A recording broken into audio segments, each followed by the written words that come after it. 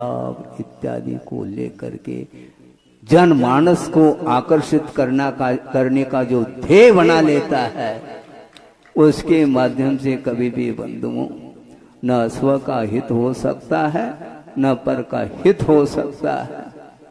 हित जो होता है वह हित मित मिष्ट वचनों का प्रयोग करने में होता है, ये हमेशा ध्यान रखो।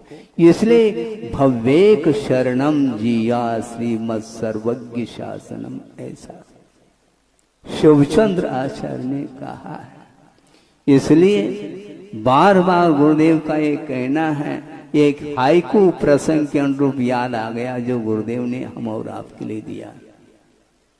उन्होंने क्या कहा?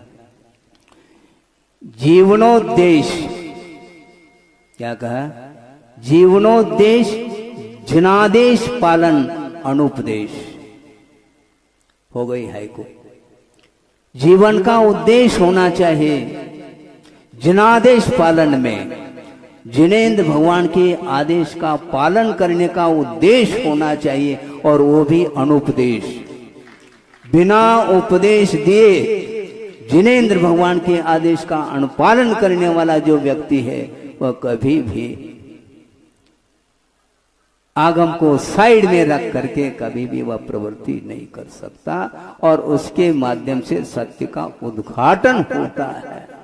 निस्वार्थ निरपेक्ष भाव के साथ विश्व कल्याण करने की बात आती है, और उसमें मन में ये भी भाव आता है, मैं विश्व का कल्याण नहीं कर रहा हूँ। गुरुदेव का ये कहना है, कल्याण करने में मात्र मैं एक निमित्त हूँ।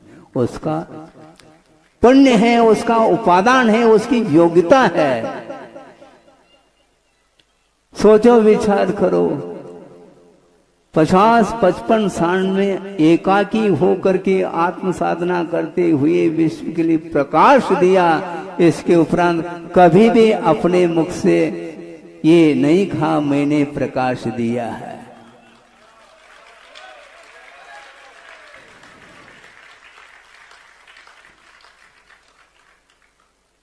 गुरुदेव का ये कहना है, विश्व का कल्याण करने का भाव आना चाहिए, किंतु उसमें कर्तृत्व का भाव नहीं रखना चाहिए।